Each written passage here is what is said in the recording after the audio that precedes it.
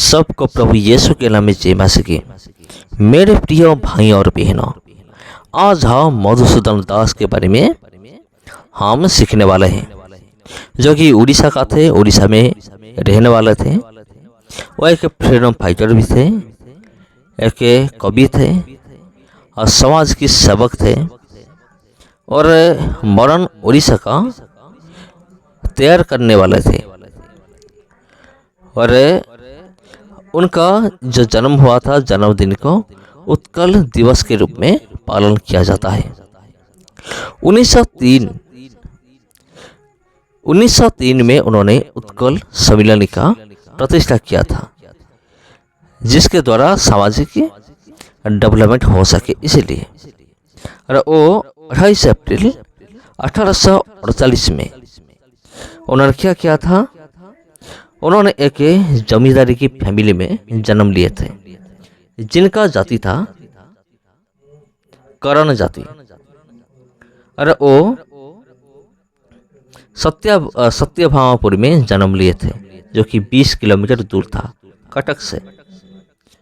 उड़ीसा का कटक से 20 किलोमीटर दूर था। वो एक फ्रीडम फाइटर थे, जैसे मैंने आपको बताया। पिता का नाम था चौधरी रघुनाथ दास, माँ का नाम था पार्वती देवी। और पापा ने उनका नाम दिया था गोविंदा वल्लभ। पहले उनका नाम गोविंदा वल्लभ नहीं था, और बाद में उनका नाम, पहले उनका नाम गोविंदा वल्लभ था, बाद में उनका नाम हुआ मधुसूदन दास। और उनका एक बहन था, एक भाई थे। भाई का नाम था गोपाल वल्लभ। 1864 में उन्होंने कलकत्ता की यूनिवर्सिटी में पढ़ाई किए थे। और अगर हम देखेंगे उनके बारे में, उनका क्वालिफिकेशन क्या है, अगर हम देखेंगे, उन्होंने बीए पास किए थे, जो कि पहला आदमी थे उड़ीसा का और पहला स्कॉलर थे। और 1878 में LLB में उन्होंने मास्टर डिग्री किया था और उड़ीसा का पहला एडवोकेट थे। और बहुत सारे महत्वपूर्ण केस को उन्होंने हैंडल किए थे। तो मेरे प्यारे भाई और बहनों, ये था मधुसूदन दास के बारे में। उन्होंने उत्कल सम्मेलन का स्थापन किया था। उनका भाषा था बंगाली, अंग्रेजी और उड़िया।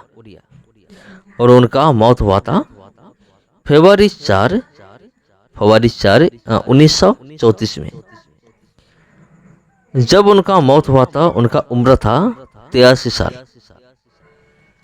तो मधुसूदन दास, उत्कल गौरव मधुसूदन दास, जो एक मसीह लोग थे, प्रभु यीशु मसीह को उन्होंने विश्वास किए थे, अपने व्यक्तिगत उद्धारकर्ता के रूप में उन्होंने स्वीकार किए थे।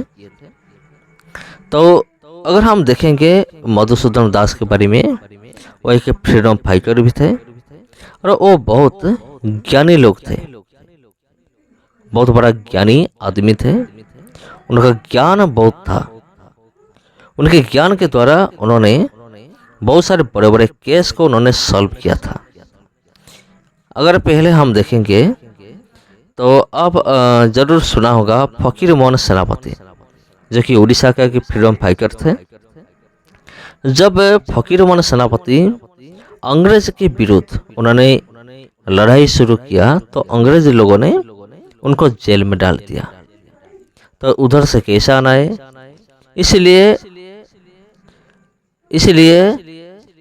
फकीर मोहन सेनापति एक लेटर लिखा था अपनी पापा के पास। और अपनी पत्री में ये लिखा था, मुझे 200 पान चाहिए और 100 पान चाहिए और 200 गुआ चाहिए। तो इसका अर्थ क्या है? जब ये लेटर उनके गांव में पहुंचा, तो ये इसका मतलब क्या है, कुछ भी नहीं पता चला, कोई भी नहीं बता पाया इसका मतलब क्या है। लेकिन जब ये लेटर मधुसूदन दास के पास गया, तो उन्होंने इस लेटर का जो मीनिंग है वो प्रकाश किया। 100 पान का मतलब है 100 सेना, 200 गुआ का मतलब है 200 गुली। तो इस तरह का उन्होंने प्रॉब्लम का सॉल्व किया था। और एक केस हम देखेंगे, एक विधवा था उनके गांव के आसपास। उनका एक जगह था, लेकिन उनका जगह को कब्जे किए थे पड़ोसी लोग ने। उनका केस को भी उन्होंने बहुत चतुराई से सॉल्व किए। तो मैं ये क्यों कह रहा हूँ, मधुसूदन दास सिर्फ एक एजुकेटेड आदमी नहीं थे, वो थे बहुत ज्ञानी बुद्धिमान आदमी भी थे। तो अब हम देखेंगे उन्होंने प्रभु यीशु मसीह को कैसे जाना और उनके साथ क्या क्या हुआ। अब हम देखेंगे 1864 में उन्होंने कलकत्ता यूनिवर्सिटी में पढ़ाई किए थे। उधर उन्होंने प्रभु यीशु मसीह के बारे में जानने के लिए उनको मौका मिला था। जब उन्होंने प्रभु यीशु मसीह के बारे में जाना, तब उन्होंने डिसाइड किया कि मैं प्रभु यीशु मसीह को अपना उद्धारकर्ता के रूप में मैं स्वीकार करूंगा, मैं ग्रहण करूंगा। तो उसके बाद क्या हुआ, उधर से उन्होंने प्रभु यीशु मसीह के बारे में जाना, प्रभु यीशु मसीह को रिसीव भी किया और प्रभु यीशु मसीह का सुसमाचार को सुना और विश्वास किया। तब उनका उम्र था 18 साल। 18 साल की उम्र में ये जो गोविंद बल्लभ, जिसका दूसरा नाम था मधुसूदन दास, बाद में उनका नाम हुआ, उन्होंने ईसाई धर्म को अपना लिया था। जब उन्होंने ईसाई धर्म को अपनाया, प्रभु यीशु मसीह का अपनाया, उसके बाद उन्होंने अपना नाम को चेंज कर दिया। चेंज करके अपना नाम को रखा, चेंज करके अपना नाम को मधुसूदन दास ऐसे बना दिया। तो उन्होंने शिक्षा किए थे, क्राइस्ट जो शब्द है उसका अर्थ है क्रूस को उठाना। जब उन्होंने कलकत्ता यूनिवर्सिटी से उन्होंने प्रभु यीशु मसीह के बारे में जाना, प्रभु यीशु मसीह को ग्रहण किया, उन्होंने घर पहुंचा और बोला मैं प्रभु यीशु मसीह को ग्रहण किया है अपने उद्धारकर्ता के रूप में। तो उनके घर के लोग उनको बाहर कर दिया घर से। तुम क्रिश्चियन हो गया, तू घर से निकल जा, हमारे घर में तेरा कोई भी जगह नहीं है। सिर्फ वही नहीं, पूरे गांव उनको घर से निकाल दिया। तब मधुसूदन दास ने उन्होंने गांव से निकलकर एंड में, गांव के एंड में उन्होंने एक घर तैयार किया मिट्टी में, उधर उन्होंने रहने लगे। तो उन्होंने क्रॉस का मतलब ये समझा था, क्रॉस का मतलब है क्राइस्ट, क्राइस्ट का मतलब है क्रॉस।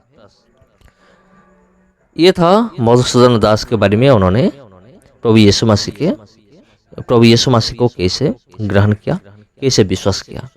तो मेरे प्यारे भाई और बहनों, अगर हम प्रभु यीशु मसीह को विश्वास करते हैं तो हमारी ज़िंदगी में बहुत सारे ऐसे तकलीफ आएगा, जैसे कि मधुसूदन दास उनके ज़िंदगी में आया था। तो इसलिए हमको तैयार रहना चाहिए। ये था मधुसूदन के बारे में, मधुसूदन दास के बारे में। और जिन्होंने किताब भी लिखा था, वो एक लेखक थे, कवि थे। उनका बहुत सारे संगीत भी है, गीत भी है। तो सबको जय मसीह की। फिर मिलते हैं अगले वीडियो में। वीडियो को शेयर करिए और चैनल को सब्सक्राइब कीजिए और वीडियो को लाइक कीजिए। सबको जय मसीह।